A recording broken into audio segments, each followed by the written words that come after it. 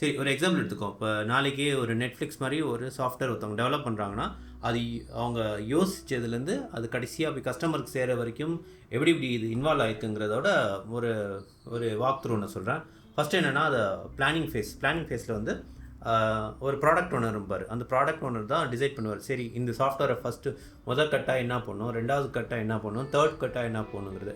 So இந்த planning ஃபேஸில் தான் அந்த ப்ராடக்ட் ஓனர் வந்து டிசைட் பண்ணுவார். சரி, சப்போஸ் ஃபஸ்ட்டு வந்து நம்ம வந்து ஒரு வெப்சைட் மூலமாக இந்த வீடியோவை ஆக்சஸ் பண்ணுறதுக்கு பண்ணுவோம். அடுத்தது வந்து ஆப்பு, அதில் ஆண்ட்ராய்டு கொண்டு வருவோம். அதுக்கு அடுத்த ஃபேஸில் இதுக்கு வந்து iOS கொண்டு வருவோம். அதுக்கப்புறம் அது வந்து PS5 பிளேயர் மாதிரி கொண்டு வருவோம்.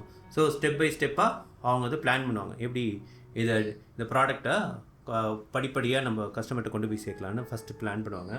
அந்த ப்ராடக்ட் ஓனர் என்ன பண்ணுவார்னா, யூசர் ஸ்டோரிம்பாங்க. நீங்கள் எப்படி கதை எழுதுகிறாங்களோ அதேமாதிரி இங்கேயும் வந்து ஒரு கதை எழுதுவாங்க. இந்த கதையை வந்து இந்த ஜீராங்கிற ஒரு டூலில் போய் எழுதி வச்சுருவாங்க. ஃபஸ்ட்டு ஃபேஸில் இந்தந்த ஸ்டோரியை கவர் பண்ணோம், செகண்ட் ஃபேஸில் இந்தந்த ஸ்டோரியை கவர் பண்ணோம், தேர்ட் ஃபேஸில் இந்தந்த மாதிரி ஸ்டோரியை கவர் பண்ணோங்கிறத அதை பிளான் பண்ணி ஜீராங்கிற ஒரு டூலில் ஸ்டோரிஸ், யூசர் ஸ்டோரிஸ்ன்னு சொல்லிட்டு அதை க்ரியேட் பண்ணி அதை எழுதிடுவாங்க. ஸோ அந்த டெவலப்பர் என்ன பண்ணுவாங்கன்னா, ஏற்கனவே எழுதின ப்ராடக்ட் ஓனர் எழுதின யூசர் ஸ்டோரி இருக்குல்ல, ஜீராவில் எழுதின யூசர் ஸ்டோரியை ஒன்று எடுத்து அதை வந்து இவங்க டெவலப் பண்ணி அதை வந்து கோட் கமிட் பண்ணுவாங்க. கிட்ஹப்னு ஒரு டூலில் போய் அவங்க கோடெல்லாம் எழுதிட்டு இதை வந்து ஃபீட்பேக்கும் இருக்கும் இவங்க டெவலப் பண்ணதை வச்சு. அதுக்கு அடுத்தது வர ஃபேஸ் பேர் தான் CI/CD ஆர் பில்டுன்னு ஒரு ஃபேஸு.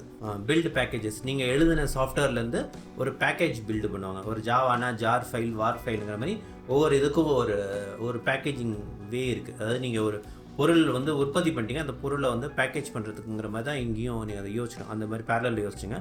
இதுக்கு வந்து CI/CD சர்வர்பாங்க. ஜென்கின்ஸ், ஹட்சன், சர்க்கிள் CI இது மாதிரி பல இது இருக்குது. அந்த இன்டெகிரேஷன் சாஃப்ட்வேரை வச்சு இவங்க எழுதின கோடை கொண்டு போய் ஒவ்வொரு டூலாக கூப்பிட்டு அதை செக் பண்ணும். சரி, இந்த கோடை வந்து குவாலிட்டியாக இருக்கா, இதில் எதுவும் பக் இருக்கா, இதில் எதுவும் செக்யூரிட்டி இஷ்யூஸ் இருக்கா, அப்புறம் இவன் எழுதின கோட்லாம் வந்து யூனிட் டெஸ்ட்லாம் சக்ஸஸ் பண்ணுதா, அப்புறம் இன்டெகிரேஷன் டெஸ்ட்லாம் சக்ஸஸ் ஆகுதா, பெர்ஃபார்மன்ஸ் டெஸ்டிங்லாம் கரெக்டாக இருக்கா அப்படின்னு எல்லாமே இது செக் பண்ணும். டெஸ்டிங்க்கு வந்து ஜாவாவாக இருந்தால் JUnitன்னு இருக்கும்.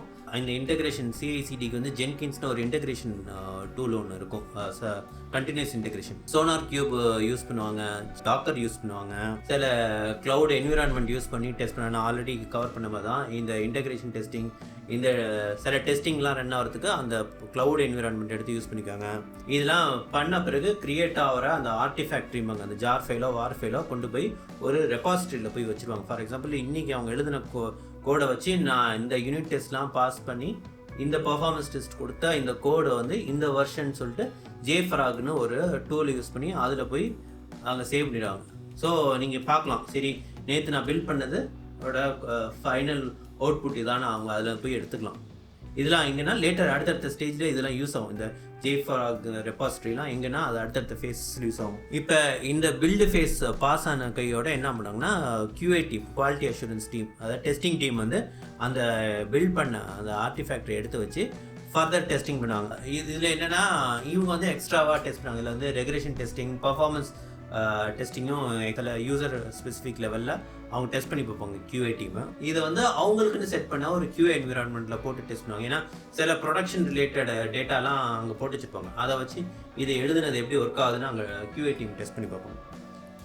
இப்போ QA டீம் பில்ட் பண்ணி எல்லாம் ஓகே, இதுக்கு வந்து ஒரு க்ரீன் லைட் கொடுப்பாங்க. சரி, நம்ம இதை வந்து அடுத்த கட்டத்துக்கு கொண்டு போகலான்னு கொடுத்தப்படி தான் இதை கொண்டு போய் நீங்கள் எழுதின இந்த ஃபேஸ் வரைக்கும் தாண்டினதை கொண்டு போய் யூசர் அக்செப்டன்ஸ் டெஸ்ட்னு சொல்லிட்டு அடுத்த UATன்னு ஒரு என்விரான்மெண்ட் இருக்கும், அங்கே கொண்டு போய் இந்த அப்ளை பண்ணி சில ரியல் டைம் யூசர்ஸ் வந்து டெஸ்ட் பண்ணி பார்க்க சொல்லுவாங்க. இது எப்படி இருக்குது, நாங்கள் இப்போ புதுசாக பண்ணியிருக்கிறதுலாம் எப்படி ஒர்க் ஆகுது என்னன்னு நீங்கள் கொஞ்சம் செக் பண்ணி சொல்லுங்கன்னு சொல்லுவாங்க.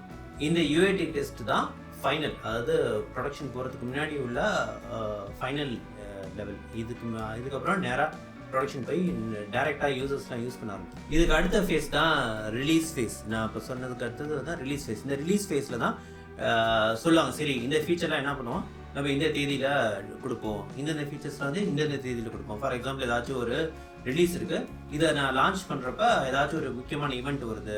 ஃபார் எக்ஸாம்பிள், ஒரு முக்கியமான ஃபங்க்ஷன் வருது, தீபாவளி ஃபங்க்ஷன், இல்லை ஏதாவது ஒரு ஃபங்க்ஷன் வருது, அப்போ இந்த ரிலீஸ்னால எதுவும் அடிபட்டுறக்கூடாதுன்னா அதை ஹோல்ட் பண்ணுவோம். இல்லை, எனக்கு இந்த ஃபெஸ்டிவலுக்குன்னு சில ஃபீச்சர்ஸ் புதுசாக டிசைன் பண்ணியிருக்கேன், இதுக்கு நான் கொடுத்தே ஆகணும்னா அதை வந்து அதுக்கு தகுந்தபடி பிளானிங் மாற்றுவாங்க. சில ஃபீச்சர்ஸ் வந்து இந்த இதுலேருந்து தூக்கிட்டு சில இதை ஆட் பண்ணிட்டு அந்த ரிலீஸில் தான் அவங்க டிசைட் பண்ணுவாங்க எதெல்லாம் கொடுக்கணும் எதெல்லாம் கொடுக்க வேணாம்ங்கிறது அங்கே ரிலீஸ் ஃபேஸில் தான் டிசைட் ஆகும்.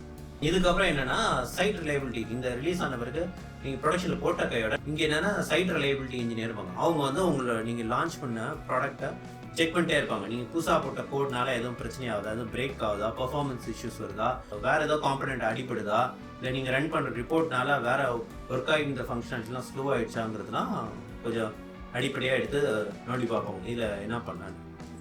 இந்த மானிட்டரிங் பண்ணுறதுக்கு எஸ்ஆர்இ நிறைய டூல் யூஸ் பண்ணுவாங்க. ப்ரோமித்தியஸ், டேட்டா டாக்னு பல டைப் ஆஃப் டூல்ஸ்லாம் இருக்குது. அதெல்லாம் யூஸ் பண்ணி பார்ப்பாங்க. இல்லை ஸ்ப்ளங்க்கு நிறைய இருக்குது. இது போனால் இதுவே ஒரு பெரிய டாபிக். எஸ்ஆர்இங்கிறது ஒரு பெரிய ரோல்.